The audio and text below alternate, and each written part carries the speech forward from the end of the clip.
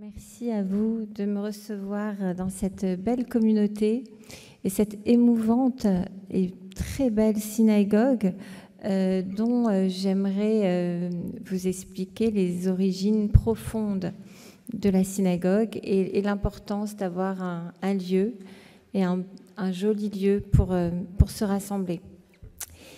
Comme je suis romancière, je vais vous raconter une histoire. C'est l'histoire d'une communauté. Elle commence il y a très longtemps, pas au temps de la sortie d'Égypte, lorsque Moïse a libéré les Hébreux de l'esclavage et qu'ils sont devenus un peuple, mais un peu plus tard, quand le judaïsme est né, puisque le judaïsme n'est pas l'hébraïsme.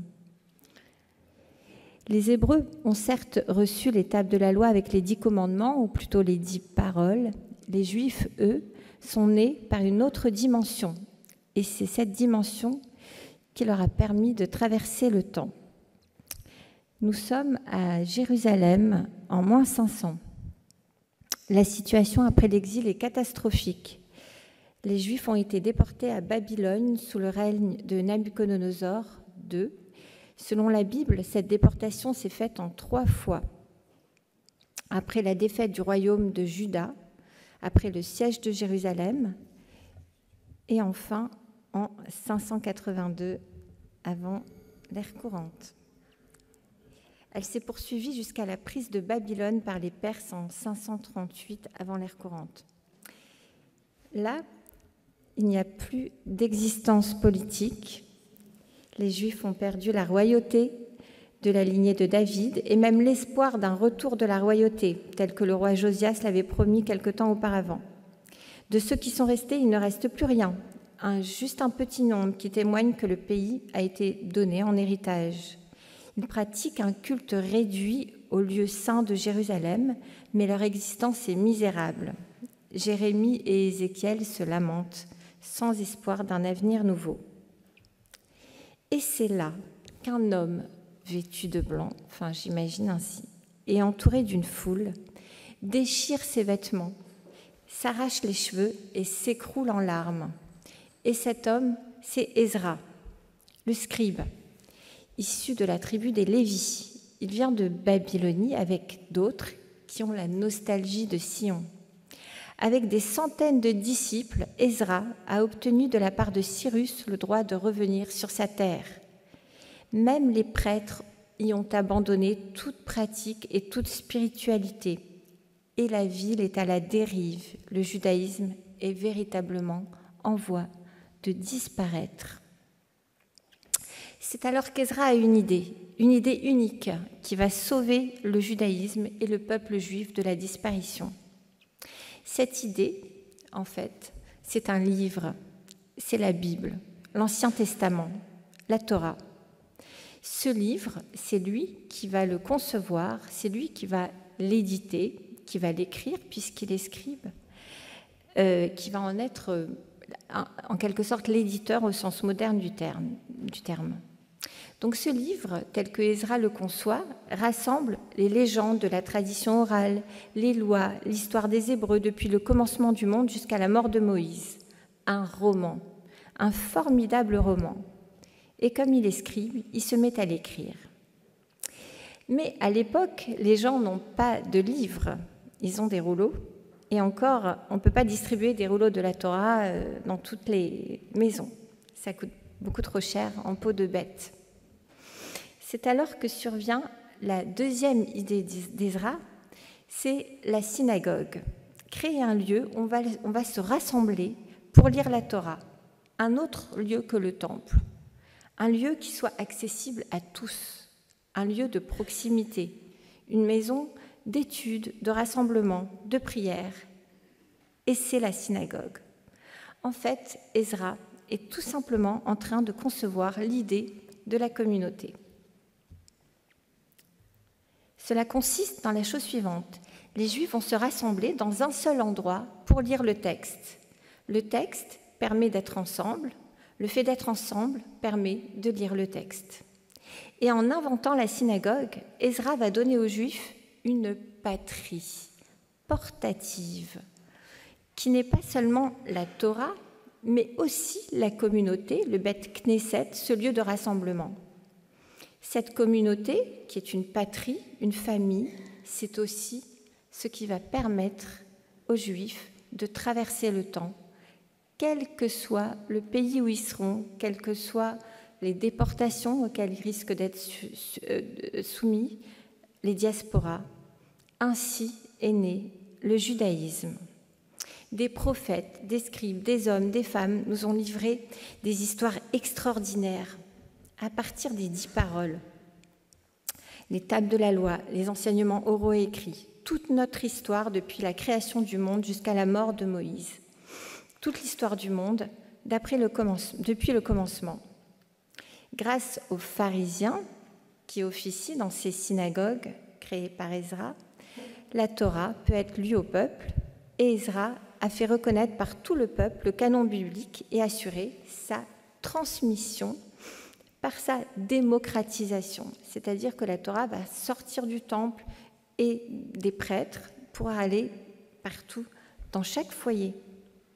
Il fixe aussi le rituel de Kippour, qui est devenu le jour le plus important du calendrier juif, avec la volonté d'éliminer les fautes et l'impureté de la terre promise. Mais ce n'est pas tout. Ezra a rapporté un autre trésor de Babylone. À Babylone, pendant leur exil, les Juifs ne sont pas restés inactifs. Ils ont créé le Talmud. Le Talmud qui contient 63 traités sur tous les thèmes possibles et imaginables, les lois de la prière, les produits de la terre, les travaux interdits, le jour du Shabbat, la fête de Pessah, le temple, les interdictions de Kippour, Sukkot, les jours de fête, les demi-fêtes, les jeûnes, les sacrifices, les vœux, le mariage, le divorce, les dommages causés à autrui, les différends financiers, les biens immobiliers, les contrats, les tribunaux, les peines, les faux témoins, les transgressions, etc., etc. Ce projet littéraire fou, qui consiste dans l'élaboration d'un corpus de livres qui aurait des centaines d'auteurs, rabbins et maîtres qui discutent de tous les problèmes possibles en se répondant de maître à disciple et parfois de siècle en siècle.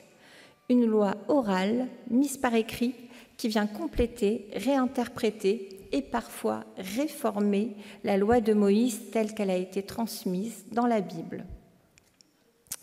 Le Talmud de Babylone a été mis par écrit à la fin du IVe siècle, écrit en hébreu et en araméen, et donc cette œuvre collective et vivante qui doit être enseignée et réinterprétée à chaque époque. Des commentaires et des commentaires de commentaires. Donc conçu par les plus grands rabbins, à Néardéa, Pumbedita, Soura, ces villes de Mésopotamie, il est l'aboutissement de la réflexion de tous ces penseurs à partir des enseignements des plus grands maîtres tels que Hillel, Shammai, Rabbi Yochanan ben Zakkai, Rabban Gamliel, Rabbi Akiva, Rabbi Shimon Bar Yochai, Rabbi Juda Hanassi, etc., etc. Un livre écrit sur des centaines d'années par des centaines d'écrivains qui se répondent et discutent entre eux comme s'ils se connaissaient. Et un écrit subversif avec une rationalité contradictoire. Qui a raison, qui a tort, qui le sait? Ce corpus contient dans son essence et sa conception même la liberté de penser et l'idée que la vérité n'est non pas une, mais plurielle. Plurielle. C'est la raison pour laquelle, des années plus tard, en 1240, notre bon roi Saint-Louis a organisé une disputation, c'est-à-dire une controverse entre les Juifs et les chrétiens pour brûler le Talmud. C'est la disputation de Paris qui réunit les plus grands savants de l'époque et juifs et les plus grands théologiens afin de savoir s'il fallait brûler le Talmud. Pourquoi Saint-Louis a organisé cette controverse? Parce que les Juifs commençaient, à partir du grand Rachi, à créer en fait des maisons d'études, des Beth Knesset, des yeshivot, pour étudier le Talmud. Et ces maisons d'études qui étaient à Paris, mais aussi en Normandie, dans les petits villages, un peu partout, commençait à être connu et les théologiens chrétiens s'y intéressaient. On était en pleine Inquisition. Donc, l'Église dogmatique, les croisades, il ne fallait pas que se répande cette idée révolutionnaire et subversive que la vérité est plurielle, que la vérité est contradictoire, que la vérité n'est pas dogmatique. C'est pour ça que Saint Louis a voulu brûler le Talmud. Alors, je vais vous lire un petit extrait de mon livre sur ce thème qui s'appelle « Le maître du Talmud », où je décris cette rencontre historique qui a eu lieu en 1240 entre ces théologiens, donc cette dispute. C'était la première fois que nous pénétrions dans le palais royal de la cité. Nous entrâmes dans un véritable château fort, aux murs épais et aux cours carrés, où étaient ici des jardins parfaitement ordonnés. Le roi y habitait avec sa famille dans la partie occidentale. Nous passâmes la vaste entrée d'un haut donjon qui s'ouvrait sur d'immenses escaliers donnant sur une cour articulée par des tours angulaires. C'était un espace à la fois austère et vaste, et à l'intérieur du palais, 3 ensembles qui définissaient la partie religieuse avec la construction d'une chapelle, non loin du logis royal, et la partie politique et administrative. Au milieu du palais se trouvait une cour plantée d'arbres, le jardin où devait se dérouler la disputation, et où nous attendait déjà la cour. Une centaine de personnes étaient assises face à une grande table de bois derrière laquelle se trouvait la reine-mère Blanche de Castille et les 4 théologiens devant qui nous devions disputer. Nous nous avançâmes et prîmes place en face de l'assemblée des chrétiens. Moïse de Coucy, Judas ben David de Melun, Samuel de la Falaise et Sire Vive, les 4 plus éminents rabbins de notre temps, étaient là pour représenter notre peuple. Moïse de Coucy, religieux et missionnaire, était le plus proche du roi, lui, par l'esprit. Il était parti pour un long voyage en terre de Provence et en Espagne afin de faire des sermons au peuple, dont le judaïsme se perdait, au point que certains ne mettaient plus les phylactères le matin pour aviver leur foi. Judas ben David, fils de David de Melun, dirigeait l'école talmudique de Melun. Samuel ben Salomon, Sire Morel de la Falaise, vivait de la gestion de ses domaines et des crédits tout en vouant sa vie à l'enseignement et à l'étude. Tous les 4 étaient d'éminents talmudistes qui commentaient les écrits du Talmud, résolvaient les contradictions et discutaient des points les plus complexes de la loi et de la vie en général, et tous en déduisaient les lois avec une incroyable liberté de pensée. En face de nous se trouvaient Nicolas d'Odun, Eudes de Châteauroux, Guillaume d'Auvergne, Geoffroy de Belleville, évêque de Senlis, Gauthier Cornu, l'archevêque de Sens, le seul à manifester quelque sympathie envers nous, docteur en droit, membre du chapitre de Notre-Dame de Paris, chapelain et aumônier des rois Philippe-Auguste et Louis VII. C'était lui qui avait marié le roi avec Marguerite de Provence à Sens. Sire Vive m'avait confié qu'ils se voyaient pour discuter de leurs religions respectives et toujours en amitié. La reine-mère Blanche de Castille siégeait sur un trône au milieu des juges. Vêtue d'une ample robe rouge et blanche, la tête recouverte d'un voile et de la couronne royale, les yeux sombres et le teint pâle, elle affichait des signes de fatigue avec l'âge. Elle, qui avait élevé ses enfants dans la plus stricte dévotion, ne nous était pas acquise. Petite fille d'Aliénor d'Aquitaine, elle était née à Palencia dans une famille nombreuse. Elle avait eu 12 enfants, mais 5 seulement avaient survécu. Femme de caractère, elle était devenue régente alors que son fils Louis était encore trop jeune pour gouverner. C'était elle, disait-on, qui allait mener la discussion. Nous voici réunis ici, dit-elle, pour une raison grave. Il semblerait qu'un livre qu'étudient les Juifs soit contre notre Seigneur et contre le royaume de France. Nous ne voulons pas le condamner sans avoir approfondi la question de sa bienséance et par conséquent, nous avons réuni ici les plus grands théologiens chrétiens et juifs afin de disputer au sujet de ce livre qui a pour nom le Talmud. « Vous connaissez le thème de cette dispute et son enjeu ?» demanda-t-elle aux éminents rabbins. « Oui, ma reine, dit Sire Vive, l'enjeu est la destruction de tous les livres du Talmud, ainsi que la fermeture de nos maisons d'études. Défendez-vous donc, dit-elle, et que le meilleur gagne. À la fin de ce débat, les Juifs, les rabbins, ont vraiment cru avoir gagné le procès. D'ailleurs, les sources chrétiennes et juives attestent que la victoire penchait vers Yehiel de Paris et les rabbins. Cependant, le verdict est prononcé peu de temps après et le Talmud est condamné aux flammes. Ainsi, 24 charrettes remplies de manuscrits juifs furent rassemblées et brûlées sur la place de Grève à Paris. En tout, l'équivalent de 12 000 volumes brûlés en un autodafé. À une époque où l'imprimerie est encore inconnue, c'est une perte considérable pour le judaïsme, qui porte en autre dégât considérable un coup fatal à l'école de Rachi et de ses disciples, fondée 150 années auparavant. Dans ce Talmud qui brûlait, on trouvait les paroles de l'un des sages cités par ses commentaires, Rabbi Hanina ben Dossa, qui avait dit le jour de sa mort « Je vois le parchemin qui brûle, mais les lettres s'envolent ». Pourquoi avoir brûlé le Talmud? Parce que le Talmud est ce projet subversif qui porte l'essence du judaïsme, ce projet révolutionnaire, cette liberté de penser, cette contradiction et l'idée que la vérité réside dans l'interprétation. Un projet éminemment philosophique, intellectuel et moral. Le Talmud, c'était le livre à brûler. Heureusement, le Talmud a survécu. Aujourd'hui comme hier, les talmudistes consacrent leur vie et quasiment tout leur temps à l'étude de ces questions et aussi à leurs disciples. Ils sont conduits parfois à délaisser leur famille. Ils en oublient de manger, de se distraire. Toute occupation terrestre n'est pas vraiment leur fort. Ils parlent entre eux, sont capables de réfléchir pendant des heures sur une seule phrase de la Torah.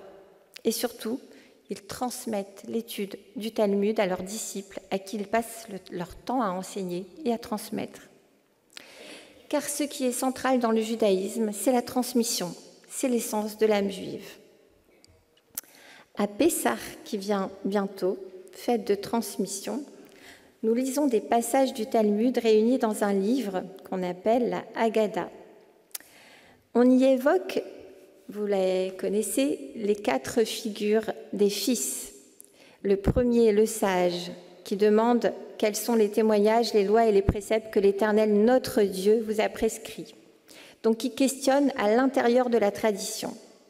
Le deuxième, le méchant, demande quelles sont ces lois que vous observez et se place en dehors de la communauté.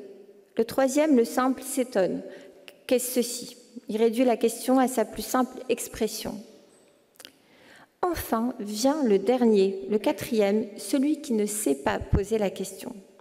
Celui-là est en dehors de la chaîne de la transmission. Il ne voit même pas sa pertinence, insensible à ce qui se passe autour de lui, et particulièrement ce soir du Seder, qui est le soir même de la transmission. La question aujourd'hui, c'est que faire et agir avec ce dernier enfant, celui qui ne sait pas poser la question. Et la réponse de la Haggadah est cruciale. Toi, prends les devants, comme le demande l'Écriture. Ce jour-là, tu feras le récit à ton fils en disant « C'est dans ce dessein que Dieu a agi en ma faveur quand je sortis d'Égypte. » La Haggadah ordonne aux parents d'initier leur enfant en lui racontant une histoire, un récit, car c'est au cœur de notre être juif, de raconter des histoires. Je dirais que la génération de nos pères est celle des sages, la génération de leurs fils, cette génération qui a tout remis en question, c'est peut-être les méchants, ceux qui posent la question un peu de l'extérieur. Et la génération qui vient, il ne faudrait pas que ce soit celle qui ne sait pas poser la question, qui ne cherche plus rien. Aujourd'hui, le danger est là, dans ce désir de savoir et d'apprendre. Notre modernité techno-capitalistique ne s'embarrasse pas des traditions qui gênent sa force de progrès. 35 siècles de culture s'éteindre soudain en une génération. Heureusement, nous avons le livre, notre Torah, qu'on lit toujours sur des rouleaux. et qui a traversé les époques les plus sombres et qui est venu à nous porter par la communauté. La transmission, le cœur battant de nos vies. Comment la sauver aujourd'hui, alors que l'individualisme ne cesse de la menacer, alors que la vie moderne nous prend notre temps et occupe tout notre espace psychique avec la technologie? La transmission, donc, question la plus importante de notre temps. Que transmettre? Comment transmettre? On ne sait plus. À la transmission verticale, cette transmission dont je vous parle depuis le début, depuis Moïse, depuis Ezra, de génération en génération, nous sommes concurrencés par la transmission horizontale. Cette transmission d'un flux par la technologie, cette transmission de données, de réseaux qui nous vient constamment, de notifications, et qui occupe notre espace au point qu'elle concurrence effectivement la transmission de génération en génération, de père en fils, de père en fille, de mère en fils ou en fille. Dans mon livre, La transmission, j'ai tenté de remonter la chaîne de cette transmission verticale à travers mon père. Et j'ai mené une enquête sur lui, en fait, pour savoir pourquoi il a voué sa vie à la transmission, puisque le sens de sa vie, l'occupation de chaque instant de sa vie, c'est la transmission de la Torah, du Talmud, de la tradition. Et là, j'ai vu que mon père avait un maître, qui avait lui-même un maître, et ce maître, en fait, ce maître de son enfance a donné lui-même le relais, en quelque sorte, à un autre maître, celui qu'il a rencontré quand il était à l'école d'Orsay, Léon Ashkenazi, Manitou, avec beaucoup d'autres penseurs et futurs dirigeants de la communauté juive. À Orsay, ils avaient recréé cette Beth Knesset, ce lieu de rassemblement. Vous savez, au lendemain de la guerre, quand cette école a été créée pour essayer de former les nouveaux cadres de cette communauté qui avait été complètement sinistrée par la guerre, ils vivaient donc tous ensemble à côté de Paris et ils étaient hébergés pendant 1 an, 2 ans, 3 ans, où ils apprenaient, durant lesquels ils apprenaient, ils passaient leur diplôme à l'université, mais en même temps, ils se formaient en judaïsme. Ce programme d'Orsay qui définit vraiment l'esprit du judaïsme français, parce que c'est très particulier le judaïsme d'Orsay, ce judaïsme français, cet esprit juif qui est ouvert aux humanités, à la philosophie, à la sociologie, à la littérature, dans un dialogue permanent avec les humanités, en fait, générales, pas que juives. C'est-à-dire, c'est un dialogue entre la pensée juive et la pensée. Et ces rabbins, transmetteurs d'Orsay, à partir de Manitou, ont véritablement créé le fil d'une transmission verticale, puisqu'ils ont formé tous ces dirigeants qui ont formé à leur tour des communautés et qui ont transmis ce judaïsme à la française. Alors aujourd'hui, nous sommes là avec cette révolution technologique, cette transmission horizontale qui nous vient constamment avec les réseaux, les vidéos, les films, les notifications. Et nous voyons tous nos enfants, mais nous aussi d'ailleurs, qui déjeunons, qui marchons, qui mangeons le portable à la main, et même en classe, qui regardons, qui scrollons, qui se virtualisons. Vous savez, Michel Serres, le philosophe, a parlé des petites poussettes en disant que les jeunes d'aujourd'hui, les jeunes filles, ont le monde à partir de leurs mains, à partir de leurs pouces, et que c'est merveilleux, cette technologie qui leur vient si facilement et qui leur donne un savoir mondial. Aux petites poussettes, moi j'opposerais une autre légende, c'est celle du petit poussé. Et Le Petit Poucet, c'est cette histoire de parents qui veulent se débarrasser de leurs enfants parce qu'ils sont trop pauvres pour les nourrir et qui vont les perdre dans la forêt. Et je pense qu'en fait, si on laisse nos enfants tout seuls sur les réseaux, nous sommes un peu comme ces parents qui les larguent dans la forêt pour être dévorés par l'ogre technologique. Il faut lutter. Il ne faut pas rejeter la transmission horizontale, pas du tout. On ne peut pas, de toute façon, c'est notre modernité et c'est une chance d'avoir cette modernité. Mais il faut quand même lutter pour retrouver cette transmission verticale qui est la transmission de nos maîtres.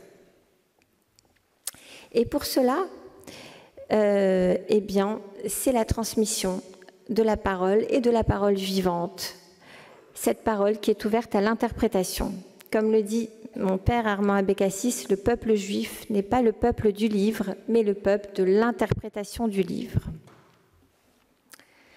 Alors ce soir, après la catastrophe du 7 octobre, sachons-le, dans un contexte terrible pour les Juifs, où en Israël nous sommes attaqués, massacrés, ou en Europe, en Amérique, partout dans le monde, nous sommes menacés à nouveau, où l'on ne peut plus aller dans la rue avec une étoile de David autour du cou, où on risque, en sortant de la synagogue, en allant dans un bus, en habitant dans certains quartiers, de se faire attaquer, où il est impossible d'enseigner la Shoah dans les collèges et les lycées, où on n'ose plus aborder le thème d'Israël avec ses propres amis sous peine de ne plus avoir d'amis.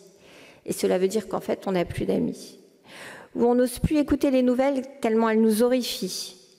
Une dame juive a été torturée et jetée par la fenêtre. Un pogrom a lieu sur la terre d'Israël. Suite à cela, des manifestations contre les Juifs seraient organisées dans le monde entier.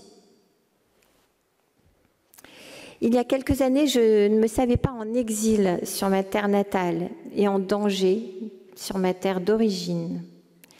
La France était mon pays, ma culture, ma façon d'être et de penser. Il n'était pas envisageable de la quitter, d'y penser sérieusement, de baisser les bras et de lâcher l'affaire. Je ne pensais pas être déchirée par le doute et le questionnement, la colère et le ressentiment. L'agacement souvent devant la série des blagues pas drôles sur la Shoah. Est-ce qu'il faut en rire? Est-ce qu'il faut en pleurer? Est-ce qu'il faut se taire? Est-ce qu'il faut quitter la salle de spectacle, la soirée, la ville, le pays? Le problème de l'antisémitisme devient une obsession quotidienne. On en est arrivé là, en fait. Il faudrait se cacher, enlever la mezouza de sa porte et les étoiles de ses yeux. Autant être expulsé de terre de France, comme 12 fois auparavant.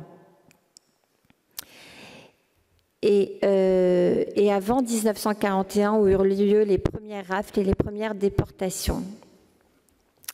Il y a quelques années, ils étaient encore en vie, tous ceux qui sont morts parce que juifs. Alors, que nous est-il arrivé?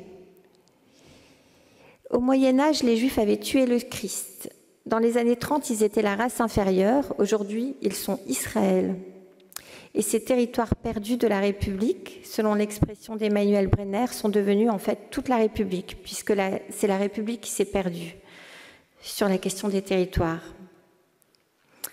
20 ans de compromission, de démission, de soumission, en fait, nous ont menés à ce désastre. Et aujourd'hui, comme au temps d'Ezra, le judaïsme et les Juifs sont menacés. Nous devons faire notre possible, tout notre possible, pour lutter contre ce désastre. Nous devons transmettre à l'intérieur et à l'extérieur. La transmission est le cœur battant de nos vies. Je voudrais terminer par un enseignement de Purim qui arrive cette semaine. Toute l'histoire d'Esther a commencé en Perse au 5e siècle. On en revient là, avant l'ère courante. Lorsque le roi Assuérus a répudié sa femme Vashti, qu'il a cherché une femme dans tout le royaume et qu'il a choisi Esther, grâce à sa beauté. Or, la jeune femme a un oncle, Mardoché, qui le conseille. Ce dernier a l'intuition que sa place et son destin de reine pourraient être utiles à son peuple. Et c'est la raison pour laquelle il lui conseille de ne pas révéler qu'elle est juive. Or, Aman, ministre et conseiller du roi, qui déteste les Juifs, parvient à convaincre Assuérus de les tuer et scelle leur corps, leur sort d'un coup de dé. Il choisit la date fatidique où l'extermination aura lieu. Ainsi démarre cette histoire dramatique, telle qu'elle est racontée magnifiquement dans la Bible, mais aussi dans la pièce de Jean Racine. Je vous cite, je ne résiste pas au plaisir de vous citer ces alexandrins de Racine. On doit de tous les Juifs exterminer la race. Au sanguinaire Aman, nous sommes tous livrés. Les glaives, les couteaux sont déjà préparés. Toute la nation à la fois est proscrite. Ces ordres sont donnés et dans tous ces états, le jour fatal est pris pour tant d'assassinats. Cieux, éclairerez-vous cet horrible carnage? Le fer ne connaîtra ni le sexe ni l'âge. Tout doit servir de proie au tigre, au vautour, et ce jour effroyable arrive dans 10 jours. C'est à cette occasion qu'Esther accomplit un acte héroïque au péril de sa vie. En effet, personne n'a le droit de se montrer au roi sans être demandé par lui, et quiconque braverait cet interdit est passible de la peine de mort. Mais elle se présente devant Assuérus, vous connaissez l'histoire, qui lui tend son spectre, elle organise ce festin, et elle avoue qu'elle est juive et qu'elle est menacée d'être exterminée. Par amour pour elle, le roi va prendre son parti et va décider de sauver les Juifs et de tuer Aman, sa femme et ses fils. Cette histoire qui se déroule en exil après que les Juifs ont été déportés est en fait l'histoire fondatrice du judaïsme, tel qu'il est en diaspora face à l'antisémitisme, dont les arguments sont toujours les mêmes. Les Juifs sont les ennemis du genre humain, il faut les exterminer. Vous savez que le livre d'Esther est le seul livre de la Bible où n'apparaît pas le nom de Dieu. Dieu s'est caché, mis en retrait. Et c'est pour ça qu'on dit que le judaïsme véritablement commence avec ce livre, passe par une affirmation de soi, fondée sur la relation à la transcendance sous forme d'absence, à travers l'histoire d'un peuple. C'est la raison pour laquelle Esther incarne la foi juive, sa force et sa fragilité, sa volonté de s'intégrer tout en voulant affirmer son identité. Et elle va jusqu'à mettre sa vie en péril par fidélité à son peuple et à sa culture. Et elle sacrifie son destin individuel à la survie de son peuple. Avec douceur, détermination, elle agit en préparant un festin. Délicate et forte, une main de fer dans un gant de velours, reine et souveraine, elle parvient à sauver son peuple de l'extermination. Son histoire est aussi celle d'une quête d'identité. Elle n'a jamais oublié son peuple, même lorsqu'elle est devenue reine. Mais révéler qui elle est au moment même où on pourchasse les Juifs peut lui coûter la vie. Et il a fallu que son oncle Mardochée lui parle et fasse pression sur elle pour qu'elle accepte de défendre son peuple. Dans une tirade célèbre, il lui dit, qui est reprise par Racine dans sa pièce Esther, il lui dit que ce n'est pas en restant cachée qu'elle se sauvera. Esther est le reflet, peut-être, de l'artiste, de Racine, à la cour du roi Soleil, bâillonné par le pouvoir absolu, mais tel qu'il se révèle à travers ses pièces de théâtre. Et c'est aussi l'ancêtre de tous les Juifs, entre tradition et intégration, entre la vie et la mort, entre la fierté d'appartenir à ce peuple et le retrait, entre l'assimilation et le silence, entre la fidélité et d'autres fidélités, la prudence de vouloir se taire et la volonté d'être le héros d'un peuple toujours calomnié, attaqué, fragilisé. Pris à partie, pris entre deux feux, ce peuple voudrait se faire oublier, mais il ne le peut pas. Comme le dit Racine, « Quoi, lorsque vous voyez périr votre patrie... » C'est Mardochée qui s'adresse à Esther. « Quoi, lorsque vous voyez périr votre patrie, pour quelque chose, Esther, vous comptez votre vie. Dieu parle et d'un mortel, vous craignez le courroux? Que dis-je? Votre vie, Esther, est-elle à vous? N'est-elle pas au sang dont vous êtes issu? N'est-elle pas à Dieu dont vous l'avez reçu? Et qui sait, lorsqu'au trône il conduisit vos pas, si pour sauver son peuple, il ne vous gardait pas? Chacun ici est dans cette situation précaire pour le peuple juif aujourd'hui, est responsable du peuple juif. En fait, chacun est Esther. Qui sait, lorsqu'au trône il conduisit vos pas, si pour sauver votre peuple, il ne vous gardait pas? La transmission est le cœur battant de nos vies.